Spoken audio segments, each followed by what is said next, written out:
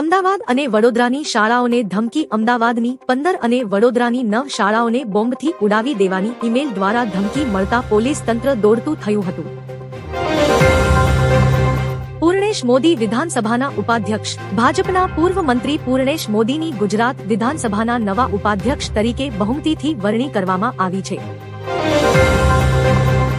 તાપમાનમાં વધારો. રાજ્યમાં ફેબ્રુઆરીમાં જ ગરમીનો પારો 40 ડિગ્રીને પાર કરવાની હવામાન વિભાગે આગાહી કરી છે.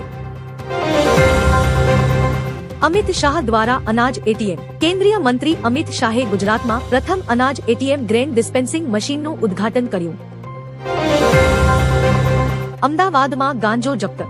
નારોલ પોલીસે તપાસ દરમિયાન 400 કિલોથી વધુ ગાંજાનો જથ્થો ઝડપી પાડ્યો છે. ઉદય કોટક ગિફ્ટ સિટીના ચેરમેન. બેન્કિંગ ક્ષેત્રના માંધાતા ઉદય કોટકની ગાંધીનગર સ્થિત ગિફ્ટ સિટીના ચેરમેન તરીકે નિમણૂક કરવામાં આવી. કલોલ પાસે ઇન્ટરનેશનલ મેડિસિટી. ગુજરાતના કલોલ નજીક 13,000 કરોડના ખર્ચે અત્યાધુનિક ઇન્ટરનેશનલ મેડિસિટી બનાવવાની જાહેરાત થઈ. જામનગરમાં કોલેરાનો કહેર. જામનગરમાં કોલેરાના 15 પોઝિટિવ કેસ નોંધાતા આરોગ્ય વિભાગ દ્વારા 2700 ઘરોનો સર્વે હાથ ધરાયો.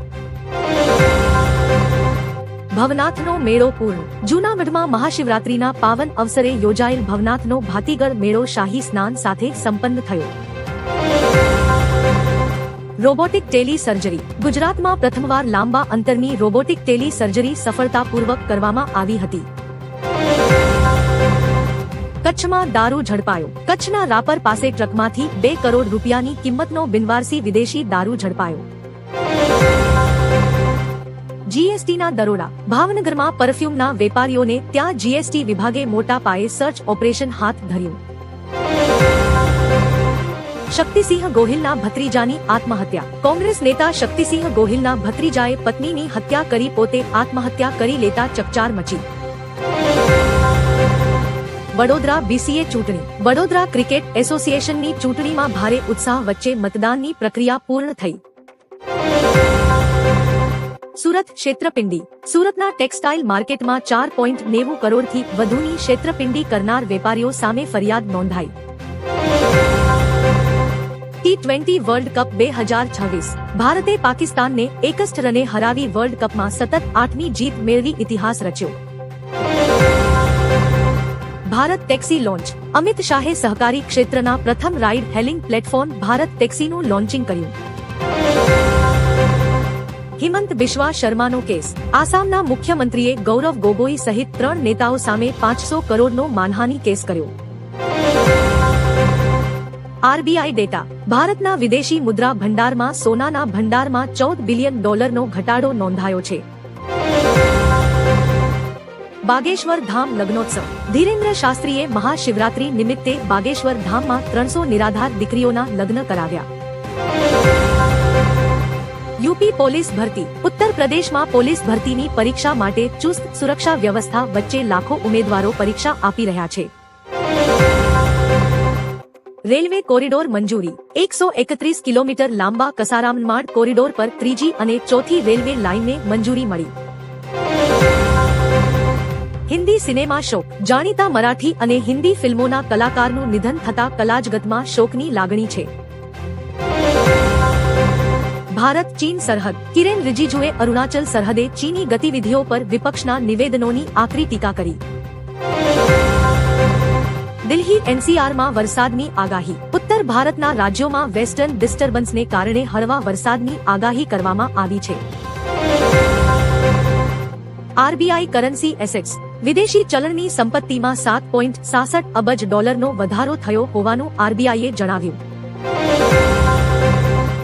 બજેટ પરંપરામાં ફેરફાર. 92 વર્ષ પછી ભારતીય બજેટ રજૂ કરવાની પરંપરામાં ફેરફાર અંગે ચર્ચાઓ તેજ બની છે. Larsen and Toubro order. એલએન્ડટીને મધ્ય પૂર્વમાં પાવર ટ્રાન્સમિશન માટે મોટો વૈશ્વિક ઓર્ડર પ્રાપ્ત થયો છે. એનઆઈએ દરોડા. આતંકવાદી નેટવર્કને તોડવા માટે એનઆઈએ દ્વારા વિવિધ રાજ્યોમાં સર્ચ ઓપરેશન હાથ ધરાયું. ભારત યુએસ વેપાર સોદો. આગામી માર્ચમાં ભારત અને અમેરિકા વચ્ચે વચગાળાના વેપાર કરાર માટે બેઠકો શરૂ થઈ. ચીનમાં HIV સારવાર. ચીની વૈજ્ઞાનિકોએ ક્રિસ્પર ટેકનોલોજી દ્વારા કોષોમાંથી HIV DNA દૂર કરવામાં સફળતા મેળવી. બિટકોઇન વધારો. વૈશ્વિક બજારમાં ક્રિપ્ટોકરન્સી બિટકોઇન તેના ઓલ ટાઈમ હાઈ સ્તરની નજીક પહોંચ્યો. Britain immigration scam. યુકેમાં નકલી મેરેજ પ્લોટ દ્વારા વિઝા મેળવવાના કૌભાંડમાં ભારતીય મૂળના લોકોની સંડોવણી ખુલી. રશિયા યુક્રેન યુદ્ધ. પૂર્વ યુક્રેનમાં રશિયાએ ડ્રોન હુમલા તેજ કર્યા છે, જેમાં જાનમાલનું નુકસાન થયું છે. World economic forum. દાવોસમાં યોજાયેલ વર્લ્ડ ઇકોનોમિક ફોરમ 2026માં ગુજરાત ડેલિગેશને 30થી વધુ રોકાણકારો સાથે બેઠક કરી. અમેરિકા રોજગારી. અમેરિકામાં મોંઘવારીને કારણે 5 લાખથી વધુ કામદારો બે શિફ્ટમાં કામ કરી રહ્યા હોવાનો રિપોર્ટ. નાસાનું મિશન. નાસાએ મંગળ ગ્રહ પર જીવનના પુરાવા શોધવા માટે નવા રોવરના પરીક્ષણની જાહેરાત કરી. પાકિસ્તાનમાં મોંઘવારી. પાકિસ્તાનમાં લોટ અને વીજળીના ભાવમાં ધરખમ વધારો થતા જનતામાં ઉગ્ર રોષ જોવા મળ્યો.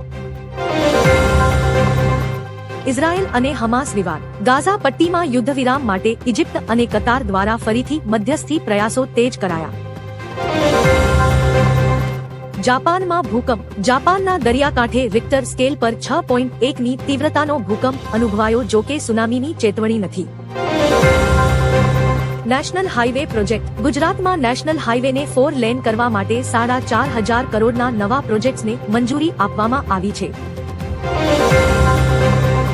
ભાવનગરને ઈ બસની ભેટ. પીએમ ઈ બસ સેવા યોજના અંતર્ગત ભાવનગર શહેરને 50 નવી ઇલેક્ટ્રિક બસોની ફાળવણી કરવામાં આવી છે. અમિત શાહનો પ્રહાર. ખેડૂત મુદ્દે અમિત શાહે વિપક્ષ પર નિશાન સાધતા જણાવ્યું કે ટેકનોલોજીના ઉપયોગથી ગરીબોનું કલ્યાણ થઈ રહ્યું છે. રાજ્યમાં મહાશિવરાત્રીની ઉજવણી. ગઈકાલે મહાશિવરાત્રીના પર્વે સોમનાથ, દ્વારકા અને જૂનાગઢના ભવનાથ સહિત રાજ્યભરના શિવાલયોમાં ભક્તોનું ઘોડાપૂર ઉમટ્યું હતું. ભવનાથનો મેળો. જૂનાગઢના ગિરનારની તળેટીમાં આયોજિત ભવનાથના મેળામાં અત્યાર સુધીમાં અંદાજે 7 લાખથી વધુ શ્રદ્ધાળુઓએ દર્શન કર્યા હતા. મહુડી મંદિર વિવાદ. મહુડી જૈન તીર્થમાં સોનાની ઉચાપતના આરોપોને લઈ ટ્રસ્ટમાં વિવાદ વધુ ઘેરો બન્યો છે. રાજકોટ અકસ્માત. શિવરાત્રીના મેળામાંથી પરત ફરતા યુવાનોની કારને રાજકોટ નજીક અકસ્માત નડ્યો, જેમાં એક યુવતી સહિત 3 લોકોના કરુણ મોત થયા છે. જેતલસર ટ્રેજેડી. રાજકોટના જેતલસર જંકશન રેલવે પુલ પર ગંભીર અકસ્માતમાં 2 લોકોના મોત અને 2 ઘાયલ થયા છે. અમદાવાદમાં ફાયરિંગ. ચાણક્યપુરી વિસ્તારમાં પ્રેમ પ્રકરણમાં 2 રાઉન્ડ ફાયરિંગની ઘટના બની, જેમાં એક વ્યક્તિ ઇજાગ્રસ્ત થયો છે. મોટો દારૂનો જથ્થો ઝડપાયો. અંકલેશ્વર નજીક દિલ્હી મુંબઈ એક્સપ્રેસ વે પરથી 2 કરોડની કિંમતનો વિદેશી દારૂ ઝડપી પાડવામાં આવ્યો છે. દીપડાનું મોત. પાદરાના સાદડ ગામ નજીક એક્સપ્રેસ હાઈવે ક્રોસ કરતા સમયે કારની અડફેટે આવતા એક દીપડાનું મોત નીપજ્યું છે. ખેડૂત સહાયની ચર્ચાઓ. બજેટ 2026 બાદ પીએમ કિસાન યોજનાના હપ્તામાં વધારો અને દેવા માફી અંગે ખેડૂતોમાં ભારે ચર્ચા જોવા મળી રહી છે. સોના ચાંદીના ભાવ. લગ્નસરાની સિઝન વચ્ચે સોના ચાંદીના ભાવમાં સ્થિરતા જોવા મળી છે. રોકાણકારો માટે તક હોવાનું વિશ્લેષકો જણાવી રહ્યા છે. વંદે ભારત એક્સપ્રેસ. ગુજરાતને વધુ એક વંદે ભારત ટ્રેન મળી છે, જે અસારવા, અમદાવાદ અને ઉદયપુર વચ્ચે 16 ફેબ્રુઆરીથી દોડશે. Train traffic. Sabarmati Jodhpur express સહિત કેટલીક ટ્રેનો ટેકનિકલ કારણોસર આંશિક રીતે રદ કરવામાં આવી છે. રાજ્યમાં બેવડી ઋતુ. હવામાન વિભાગની આગાહી મુજબ ગુજરાતમાં હાલ બેવડી ઋતુનો અનુભવ થશે. વહેલી સવારે ઠંડી અને બપોરે ગરમીનું પ્રમાણ રહેશે. હેલ્મેટ ઝુંબેશ. અમદાવાદમાં હેલ્મેટ વગર ફરતા સરેરાશ 6,700થી વધુ વાહન ચાલકો દરરોજ દંડાઈ રહ્યા છે. ગુજરાતનો વાઘ. રાજ્યના એકમાત્ર વાઘ માટે મે જૂન સુધીમાં મધ્યપ્રદેશ કે અન્ય રાજ્યમાંથી માદા સાથી લાવવાની તૈયારીઓ તેજ કરાઈ છે. ભારત પાકિસ્તાન મહાજંગ. T20 વર્લ્ડ કપ 2026માં શ્રીલંકાના કોલંબોમાં ભારત અને પાકિસ્તાન વચ્ચે હાઈ વોલ્ટેજ મેચ રમાઈ. ટોસ અને વિવાદ. પાકિસ્તાને ટોસ જીતીને ફિલ્ડિંગ પસંદ કરી છે, પરંતુ મેચ શરૂ થતા પહેલા બંને કેપ્ટનોએ પરંપરાગત રીતે હાથ મિલાવ્યા ન હોવાથી વિવાદ સર્જાયો છે. વડાપ્રધાનનું નિવેદન. પીએમ મોદીએ એક ઇન્ટરવ્યુમાં જણાવ્યું કે બજેટ 2026 ભારતને વિકસિત રાષ્ટ્ર બનાવવાના સંકલ્પને પ્રતિબિંબિત કરે છે. India AI impact expo. વડાપ્રધાન નરેન્દ્ર મોદી નવી દિલ્હીના ભારત મંડપમ ખાતે ઇન્ડિયા એઆઈ ઇમ્પેક્ટ એક્સપો 2026નું ઉદ્ઘાટન કરશે.